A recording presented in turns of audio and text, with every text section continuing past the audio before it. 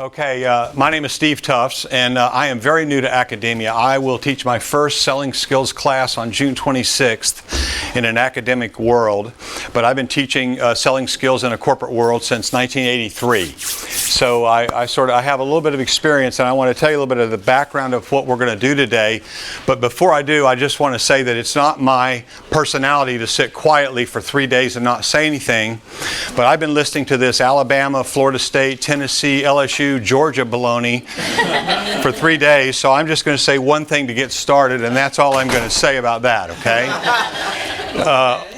So anyway, this is my background. I went undergrad at Florida. I'm getting my doctorate will be hopefully granted in August, and I have my doctorate from Florida too. So this is a big deal for me. Now, my background is that I own a big real estate company on the coast of Florida, and the company is Keller Williams Realty, and I have 9 offices there. But the neat thing about that office is that Keller Williams Realty has been voted in the last 4 years either number 1 or number 2 best training company in the world by Training Magazine. And the years that we were not number 1, we got edged out by Jiffy Lube, believe it or not. And the reason that they do this is what they do is they actually measure the impact that training has on people.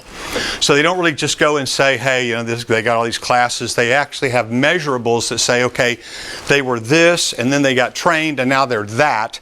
And those measurables change things. So one of the things that I'm going to talk to you today about is a technique that we've used over the years there that I really thought was just kind of part of what we do until yesterday when we had our breakout sessions, and I got the chance to present it to a couple of people in the room, and it got a lot of excitement. So I'm giving credit where credit is due. This came out of the Keller Williams University training area, and I'm on the master faculty there, so I've used this technique in corporate adult education, and I just wanted to share it with you today. So let me give you a little background. Yesterday we spoke a lot about role plays, and I get the distinct impression that it's a big pain for everybody. How do you do this? How do you grade it? How do you coach it?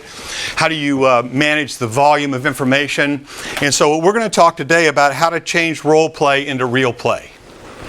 And the technique that I want to share with you is it happened actually Friday in one of our real estate offices, is that a guy came up from one of our other offices who's a wizard at phone sales as it relates to for sale by owners or expired listings. So if you think about a real estate area, listings expire at the end of the contract period, and then it shows up on the MLS that listings have expired, and that's a good opportunity for someone to pick up the phone and call and generate another lead to sell a home. And so we have a guy who's brave enough that he will actually stand in front of a classroom with his phone in his hand, and he will dial people, and he will talk to people on the phone in front of 30 or 40 people. And we call that real play. If you want to know pressure, think about standing in front of a group of students and say, watch this, and dial someone and actually try to sell them something at that time while everyone is watching. So it's a real play technique. It's very impactful and so on. So let me take that real play concept and move it forward into what we talked about yesterday. This was the group 10, Pia Albinson right here. The reason they're not up here, you'll see later, but Pia's from Appalachian State, Claudia from Purdue Northwest. Janet is not here. She's from Texas A&M. She had to go somewhere today, so she's gone. Ron from St. John Fisher, and then of course I'm from the University of Florida, and you'll see why they're not up here with me in just a little bit. So here's the introduction. I have this, I missed a meeting or something, and so I got tasked with the idea of creating an online professional selling skills class for the University of Florida. And that class will be taught the first time in the fall in September. So I'm teaching an entrepreneurial selling class in the summer, but by August I have to be able to do this online. So I've been thinking about this idea of role plays. How in the world am I going to teach role plays online in any effective way, given these issues? Number one is I don't know how many people will sign up for the class. Number two, we will have some people live in the classroom and some people online only. Number 3, we have to make this scalable because whatever we do this year has to be scalable for the spring and as the class enrollment grows, and how to include some experiential learning. So this has been an issue that's on the table for us at University of Florida, and so I shared it with my breakout group yesterday, and it grew wings and it flew around the room, and it was really terrific. So I got the task of showing you how we're going to do this. Janet, who's not here, gave us this model, which is the progression of learning experiences. Lecture being the least effective experiential learning experience, and then moving forward to discussion, which enhances the experience, case studies that enhance the experience, role plays, simulations, and then field experience. That's sort of the progression that she presented us, a model of experiential learning. And so what she said, and we were pretty excited, was that real play fits down here in the bottom corner, like it's out there on the end of the scale as far as the learning experience goes. And so we took this idea of real play and pushed it into this model. Okay? So here's what the assignment is. We're going to have a real play buyer experience. The idea is that we're going to send the students out to go shopping. And what they're going to do is they're going to be the buyer in a real buying exercise. They're going to go buy something or go investigate buying something that they really intend to buy either upon graduation or whatever. And so here's the issue. We felt like there were multiple ways they could learn. The context of this could be a couple of different things. The 3 that we talked about yesterday was, let's say that it's their first exposure to selling skills and you just want them to go out and watch a salesperson. Number 2 is, let's say that you're farther into the course and the students have determined that they have a particular weakness that they need to overcome, and so you send them out to find a salesperson that could show them how to handle that weakness, and they watch it as a buyer. And lastly is to model behavior. What type of a salesperson do they want to be? Do they want to be kind of a fast-talking, kind of slippery, slimy salesperson, or do they want to be more calm? And so that they could go out and actually watch behavior, and they could model their own sales style after people that they experienced from the buyer's standpoint. And so we were going to ask them to submit a report on their experience. So what we're going to do with you today is this is just background of what we're talking about. So what I want to do is the teaching exercise is we're going to make this assignment. And then what we're going to do is we're going to give you a few minutes to do the task that we're asking them to do, or to imagine the task being done. And then we're going to ask you to report back. That's going to be the teaching experience. So here we go with that. So scene 1 is making the assignment. So students, all of you, welcome to UF Online, whether you're watching this online or sitting in the classroom with me. I'm pleased to have you here today, and so I want to give you your first assignment. Aww. Okay, there you go. Okay, well, this is going to be, it might be on the test. It's going to be graded. It's going to be submitted as if you were submitting a call report to your boss. What's that? Yeah, you'll see when the assignment is over. So here's what we're going to do. I'd like to review for you, just so that you guys can put this assignment in context. I want to review for you the selling model that you've been introduced to.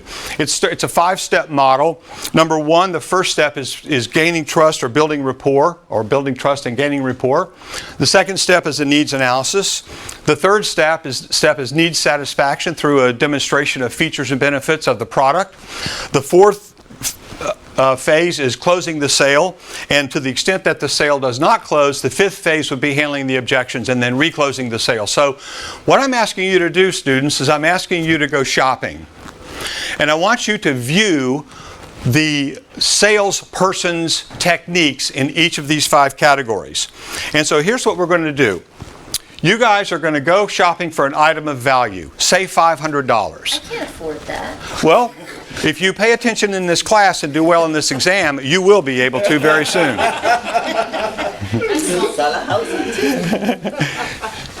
I want it to be something that you plan to buy in the very near future. And I want it to be something with some complexity. For example, LASIK surgery or life insurance, or something that has a level of complexity to it that you need to go out and have your personal needs satisfied. So that's the first assignment, first part of the assignment is for you to determine something that has some complexity to it that you're going to buy someday. Number two, you have two purposes. You're going to, number one, observe the seller and their technique. Number two, I want you to tune into how you feel as it's progressing. What's happening to you as you're doing this. Okay? And number three, you're going to submit a call report of 1,000 to 1,200 words to your boss. In full sentences, proper grammar, proper punctuation. Do I have to type in? Double space typed. It's in the syllabus. It's in the syllabus. It's in the syllabus. It's in the syllabus. And then I'm going to ask you to share your experiences with the class. I'm going to ask you at the end of this to share your experiences with the class. Okay?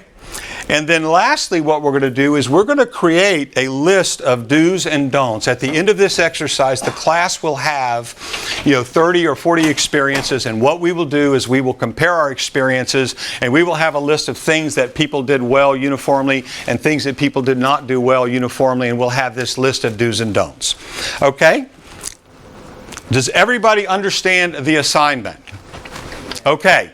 So as background, you're going to describe the product. In the report that I want to receive from you, I want you to describe the product in some detail, how it works and why you want it. I want you to describe what you need the product to do for you. So I want you to be aware of your own needs before you go out to buy the product. What are your specific features and benefits that you're looking for? I also want you, when you get there, to describe the salesperson. What was the first impression? What did they look like? How did they greet you? How were they dressed? What was their demeanor, their attitude, their first couple of sentences? I want you to be very aware of how they greeted you. What was the first impression? Then we're going to follow our 5-step selling model. I want you to tell me how they built trust and rapport with you. How did they ask questions? Did you like them? Why or why not? I would also like you to tell me about the needs analysis. How did they do the needs analysis? Did they ask good questions?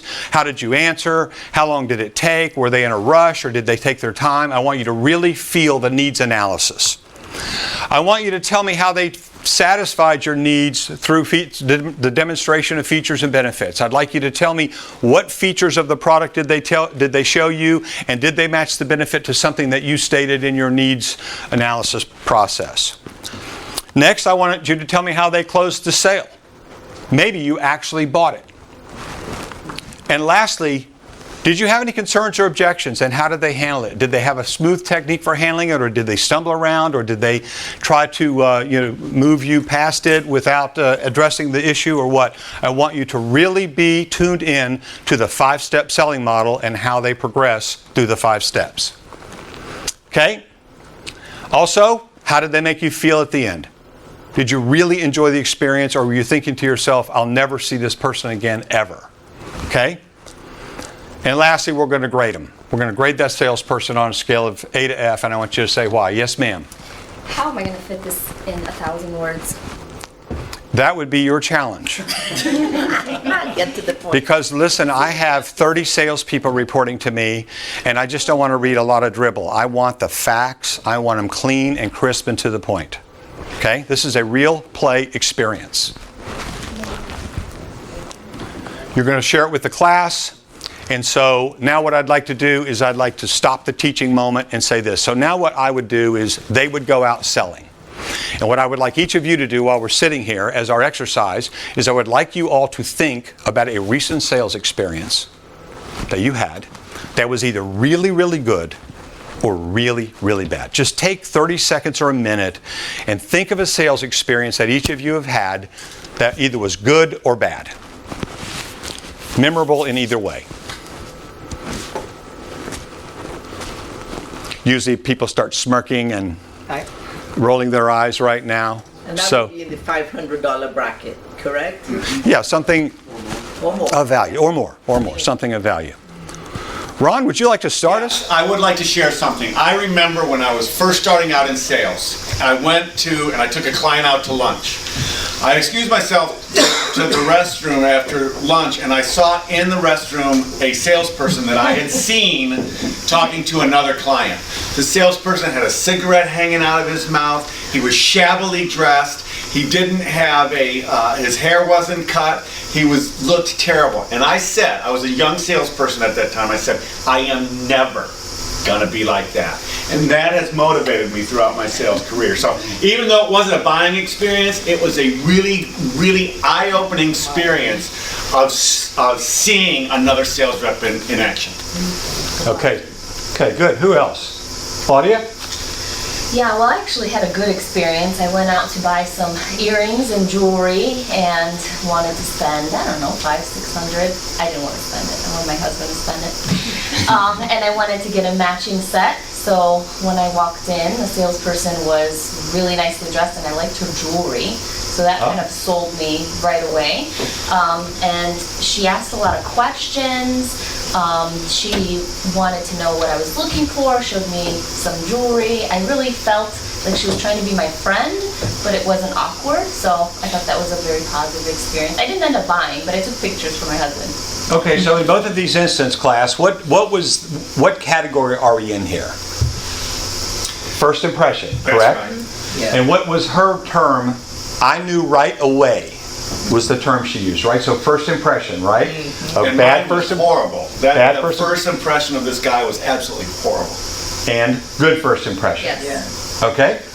Pia, do you have one you'd like to share with us? Sure. It was actually after I booked a stay with Embassy Suites, and they asked me if I wanted to speak to Hilton Vacation. I said, sure. So I talked to the salesperson. We figured out a place where I want to go.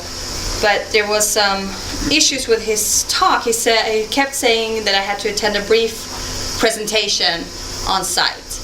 And I said, okay, remember in the beginning of the conversation, you told me that this conversation was recorded. How brief is this presentation? 45 minutes to an hour. Okay, I can deal with that in a 3-day stay. And then he said, okay, you just have to attend with your husband. I was like, well, no. Well, he asked me if I was married, and I said, yes. Well, you have to attend with your husband. And I said, well, that's going to be an issue because we have 2 small kids. We're not going to be able to attend at the same time. Oh, that's okay. They will accommodate that on place. A few weeks later, I call Hilton Vacations to book the dates of the stay. And she says, oh yeah, and then you have to attend the 2-hour presentation together with your husband. I said, 2 hours? Okay, I just would like to make a note that the salesperson I talked to said it was a brief presentation of 45 minutes to an hour. Oh no, it's never that short. And I said, okay, and then I also said that I could not attend the presentation together with my husband because of 2 small children. Oh no, that's a deal breaker. We never allow that. I said, I specifically asked him and I reminded him that the conversation was recorded. And he still told me this. As a favorable customer of Hilton, I'm very upset about this. Oh, but we're very, very family oriented, so you can bring your kids, and if you have to step out with one of them, you're allowed to. The objections I had, he did not respond to very well because he bluntly lied to me. Okay, we have time for one more. Okay, you had your hand up first. Okay. Yes, I bought a car, and in buying the car, I had the classic horrible car salesman experience. But I called first because I didn't want to go around to different dealerships looking for a brand new car. I had I want a this, a this, a this, and a this. Do you have it on your lot? And I was told yes. So I got there, and the salesperson who spoke to me, another guy walked up to me and said, oh yeah, we were expecting you, but like Michael said, I'm to talk to you. Okay, fine. He took me on the test drive and everything. Car seemed fine. And I'm really into the radio and the sound. So I turned on the radio, and it sounded fine, right? So I come back later. I've got the price of the car. I go to my bank, and I come back later with my check and everything. And I'm about to leave in this car. And I go to put in my CDs, because one thing, I wanted a 5-disc CD changer.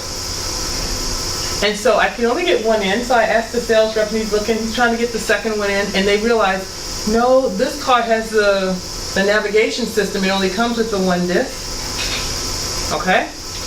And so I said, I want a 5-disc. So the sales rep is with me, he says, but this is a navigation system, it's a $3,000 navigation system, and you got this car at a great price. I said, I can buy navigation for $300. I want my CD changer, and I said, I don't want this car. Like, bring mine back. And when I drove up here in, or find me a car.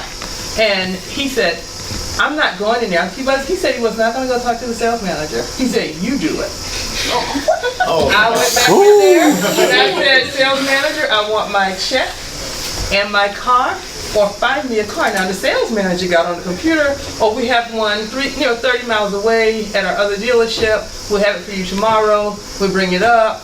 And but now I still have to go back to the bank because now we have a totally new pricing thing. And I said, I don't want to talk to that guy when I come back.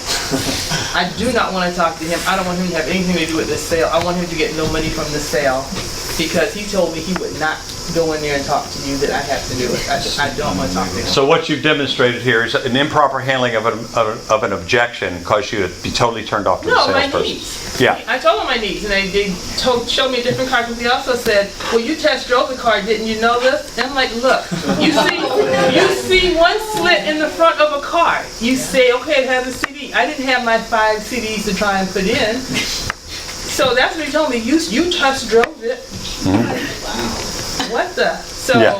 I told him my needs. He knew his product, and he just flat out lied or didn't look or check or something, and didn't say, oh, my mistake, I can look for you. So he knew my needs, and then when I had an objection, he totally handled that wrong. Okay, great. Now, in the interest of time in the class, we would let this go on for as long as you wanted it to go on. But here's what I want to do, is just listening to this exercise, is let them tell the stories as if they were giving a call report to their boss.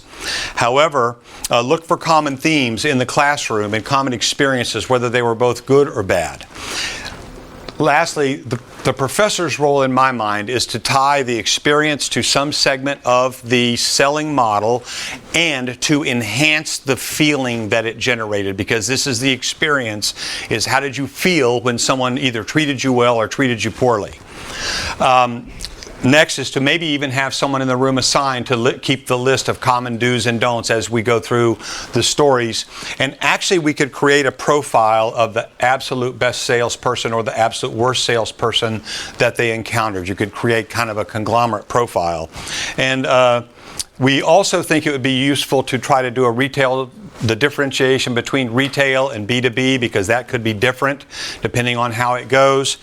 And finally, we believe this will be absolutely hysterical for the students, because there will be wonderful stories, there will be poor stories. I was telling the group yesterday that we did this in a sales training class years and years ago, and one of the guys in the room went out to buy a suit, and he met this sales guy, and I can still remember the fever in his talk when he told me he bought the suit and the tie and the belt and the hanky and the cufflinks and the pin.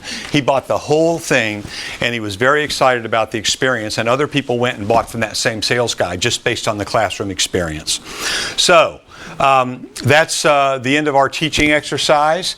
And for the Alabama fans in the room, all you Roll Tiders, that's all I have to say about that.